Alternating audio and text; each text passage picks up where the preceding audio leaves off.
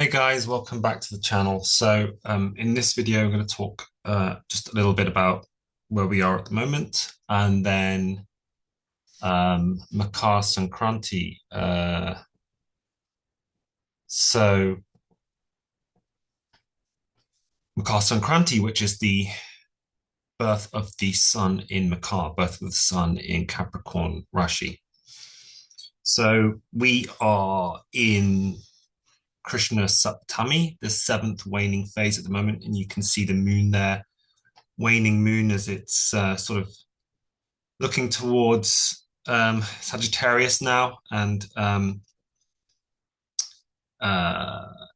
and we have only not too long to go until the new moon in Capricorn. Moon is there in Virgo, so we're currently feeling that Virgo energy at the moment. Kanya, the girl, and Virgo is that uh, mutating or mutable earth, a phase of reorganization. So that reorganization and moving things around, and yeah, it's an energy of organization. What can I say? But it's also a Virgo is also the Holy Virgin energy, and so this sign is for me at least it's a sign where it's strong and powerful to connect with the divine feminine. I might be biased because I also have a couple of planets here in Virgo, but this is more of the esoteric side of that sign. We also have this aspect of Saturn at the moment. So just yesterday afternoon, that Saturn aspect hit. So we're feeling that, stern, serious energy of Saturn. We're all going to be experiencing that in different ways according to our ascendant sign. Saturn is in Bhadrapada Nakshatra, so Saturn is activating that illuminating energy of that nakshatra, which will tend to bring a kind of understanding or a kind of guidance. And it's said that it gets rid of darkness, it gets rid of illusion. So in Purva Bhadrapada, we burn up, the holy fire burns up the illusions and the darkness, anything that's blocking our understanding of what's actually true. So Saturn will bring this, for us during these phases. And so, yeah, we're all experiencing that in different ways. Of course, Virgo is ruled by Mercury, and you can see that Mercury is in Danu or Sagittarius, along with Mars, Sun, and Venus. And so Jupiter rules most of the chart effectively through rulership of these lords. Of course, they all aspect Jupiter. Jupiter aspects them. Mercury and Jupiter are exchanging. And of course, we have Jupiter is retrograde in Gemini, moving backwards through Punarvasu Nakshatra. And then we have Venus in her own nakshatra, Purva Ashadha. And so we have this lovely Venus energy, which all the planets are in that nakshatra, activating that lovely Venus energy. So we have all these things. Let's start a little bit with, Jupiter and Sagittarius, because that'll be the priority first. And of course, Mercury's in Sagittarius, which is Mercury's activating that mutable fire. Okay, so that's where our dharma, our truth, our purpose leads us to, something higher. It leads us to the higher self. and that's the feeling that these all of these planets are activating at the moment. It's that burning desire for truth, meaning, and purpose, and sort of the soul being absorbed into a higher spiritual um, essence. And so, that's the kind of Sagittarian energy, and of course, ruled by Jupiter. And Jupiter's strong at the moment. Jupiter's close to the Earth, very bright. So if you look at the eastern horizon after sunset, Jupiter should be visible, very bright star. So it shows um, those Jupiter traits: hope, faith, meaning, all of those really important things in life that, give us a sense that something's out there to support us, something's in here to support us. So it's sort of like spiritual comfort, I guess you could say. Um, and I guess it's also auspicious that we begin the new year with a Jupiter retrograde, because that gives a more hope and sort of a sense of sense of hope and meaning, going into the new year. And so I think that is, first of all, quite auspicious. Um, but retrograde brings other things as well. Retrograde brings disruption and delay, okay, especially to the Gemini thing. So you want to understand your Gemini uh, stuff, your Gemini samskaras. What is the Gemini bhava for your ascendant sign? Because this stuff is going to be interrupted. I have Jupiter retrograde in my ascendant sign. So that's big for me, because that interrupts my whole life, and that's just like this massive thing. That is just it requires a lot of contemplation and meditation, for me personally, and a lot of impact on my individual kind of life. But it's going to be different for everyone. It's going to be different for every ascendant sign. Jupiter's not in that great shape. If you look down here, great enemy dignity. So in some sense, it will be dragging us down due to this planetary relationship, dragging us down, maybe a feeling of worry, stress, anxiety, all of those dark tamasic feelings, um, very much felt as an emotional feeling thing. So whatever the Jupiter things are for you, obviously it's going to be also in the context of the Gemini things. So we want to, hone in on that. But yeah, there is this, I feel that there is this kind of tamasic, feeling with Jupiter there. And I feel it as a kind of worry. But again, like I said, Jupiter's strong as well. In a spiritual sense, it's very bright. And so we have this hope and faith, and potential for thought, potential for contemplation and reflection. So we can transmute that tamasic darkness, and into a sense of understanding. And this is really the only thing to do in the retrograde, is to contemplate and to get through that. And so we've got until March, going through next several months to really hone in and improve our Jupiter situation. Okay, so that's what all these planets are involved in at the moment. And you see Mercury is deeply involved in it, because Mercury and Jupiter are effectively merging at the moment. So we want to understand what that is for our ascendant. So obviously for me it's other people and my personal self. And so there's this kind of exchange between those things. And so for me, very personal, Mercury's sort of, my ascendant law sort of wrapped up in this hopeful, hopeful, but also like kind of traumatic kind of thing as well. And the sense of self and other is kind of blurred. And so it's an interesting sort of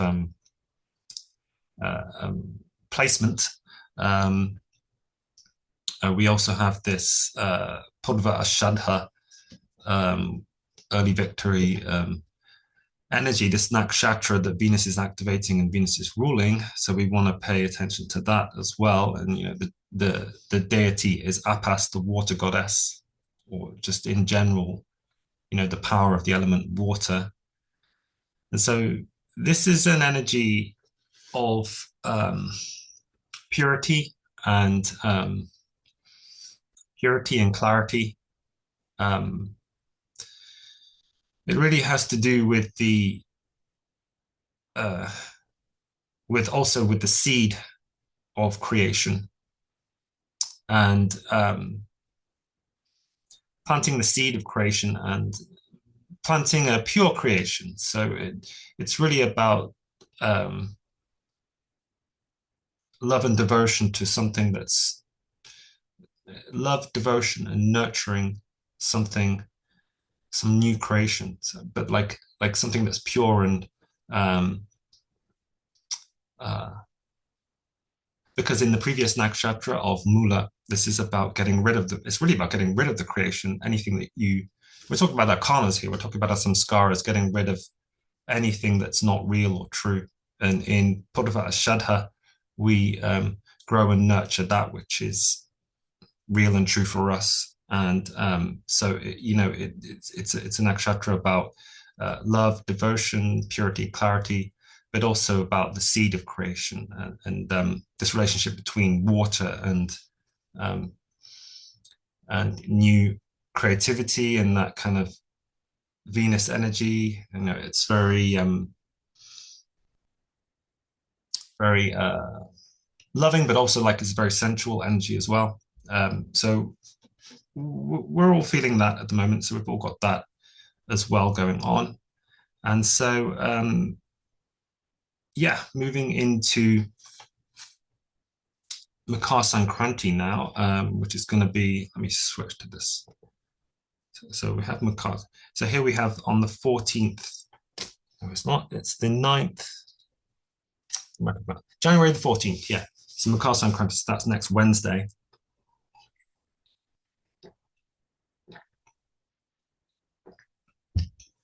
So we have next Wednesday is the birth of the sun in Capricorn. Okay, so did I already talk about the birth of the sun? I believe I did. I think I go through this in my head before I start, so I can't remember if I actually talked about it before. So I go through it in my head and I think I've already talked about it, but then when I start talking, I forget that you haven't heard that. So, but yes, Makar. So Makar is a cardinal Earth. And yes, I'm aware that I'm using the Western terms for that because I find them a bit more useful than the Eastern terms for the Rashi. So cardinal is the gate that opens. So we open the gate of materiality. We open the gate of Earth, not the external Earth, not the aggregate of elements that we experience in the external, but the inner Earth. Which obviously has, a parallel in terms of manifestation and the, materialization of our experience. So that's the first thing that's important. Because as I thought I said, I don't know if I said it because I can't remember now, but as I said, it's the birth of the soul, the birth of creation, birth of everything, birth of consciousness, birth of all the powers, birth of all the gods. So it makes sense that it's also the opening of the earth gate, the opening of the gate of manifestation. And the animal, of course, associated with it, it varies. I use the Makar crocodile in the Vedic Indian symbolism, and this Rashi of Makar is also associated with the goddess Ganga. Ganga is the female personification of the river Ganges. Of course, the great big, spiritually important and materially important river in India, coming from all the way from the Himalayas. But it's symbolic. This is symbolic. It's not just about that physical river. Um, but we have uh, Ganga is uh, the mount of Ganga is Capricorn. So Ganga rides on Makar, and she rides down from the Himalayas. And so,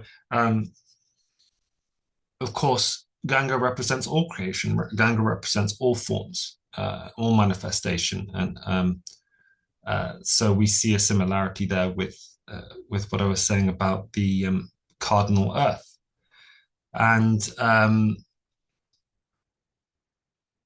so we really want to invoke Makara, we want to invoke Ganga, and we want to um, begin our new creation here, because this is the powerful point in the year. There are many powerful points, but this is the first powerful point of the year, I guess you could say. And the nakshatra is important as well, because sun rules that nakshatra. So as I said, it's got that sun energy, but we move from that nakshatra, Uttara Ashadha, we move from, that is the energy that's used to move from Sagittarius to Capricorn. So it sort of bridges the solstice with the sort of, I guess you could say, external physical solstice with the internal one, I guess. So yeah, that bridge is important, and that's the nakshatra, and that's the nakshatra. So Uttara Ashadha, later victory, and it's presided over by the Vishvadevas. Okay, so Vishvadevas are a specific group of deities coming from Vishva, daughter of Daksha Prajapati. Without getting too much into the mythology, because we have to do a lot of weaving, and it's kind of complex, but I also don't want to all the time simplify it way too much. So if we just focus on who are the Vishvadevas, we want to bring the Vishvadevas into our Makar Sankranti day. We want to bring them into our intentions for the year and our invocation, however formal or informal that is, because that will help us, have a real powerful start to the year. Okay, so we have the Vishvadevas: Vasu, Satya, Kratu, Daksha, Kala, Kama, Dhriti, Kuru, Pururavas, Madravas, Rokaka, and Dvani. And I admit that some of these deities and energies that I don't really understand completely. Okay, but we've got a basis for creation to begin, right? So we start with the Vasus, the 8 Vasus, which are the elements. So we need the 8 Vasus to create everything. Okay, and so the 8 Vasus, of course, we familiar with ether or acacia, ether, same thing, ether, air, fire, water, earth. Those are the 5 elements, but then above them are the more subtle elements. So that is where we begin. We begin with that creation. Hang on a sec. Sorry, I just had to try to remember my values, my elements, because I have to always keep this terminology active. I know it intuitively, but sometimes I forget the particular names to switch between different terminologies. But of course, with ether, with acacia, that is where we make the sound. So that is where we make the sound, and that's the articulation. And you think about the throat chakra, it's about the articulation and about the words we use and the intentions. But above and beyond that, it is the nature of self and the nature of the mind, manas, aham, and the greater, higher self. And so these are the elements that we have to purify and invoke. Satya, truth. Obviously, you want to begin the year in truth. You don't want to begin the year, with your illusions and delusions. It's fairly straightforward. Kratu, strength and knowledge. So, in order to be successful and win, we also need strength and knowledge. And if you look up these deities and you look up some of them are apparently historical characters as well, and so to do with and so we have these sources of inspiration as well, from the mythology that can help us understand the sort of character and the sort of qualities we need to be successful. Daksha, fairly straightforward. If we learn about Daksha, we can learn about creation and being a creator god. Color, time, of course, any venture or anything we want to achieve needs time, not just in terms of a quantity. We need to deeply understand and contemplate the nature of time. It's not just about, we think obviously in our materialistic society that it's just about quantity. We need more, more, more. It's not. It's about understanding what time is. Kama, desire. Of course, we have no desire, we have no creation. Dhriti, fortitude, and perseverance. It's gonna, we have difficulty. If you want to achieve something, it's going to bring stress and difficulty, and you need to, persevere and get through it. I'm not here as a motivator. I'm here as an explainer. Kudu, which is Dharma and Karma, righteous deeds, fairly straightforward. Pururavas, a little bit more difficult to understand, but finding that inner sovereignty. There's a couple of them that I'm going to be honest that I'm still researching and I don't exactly know. So we'll go with the last one, which is Rokaka, stimulation and being pleasant, which kind of sounds a little bit also like desire. So these are the Vishvadegas, and this is the sort of mode, I guess, you would want to be in at the beginning of the year in order to, have a successful, go of it. So, with that, I'll just, leave it there and wish you all a very good time this year and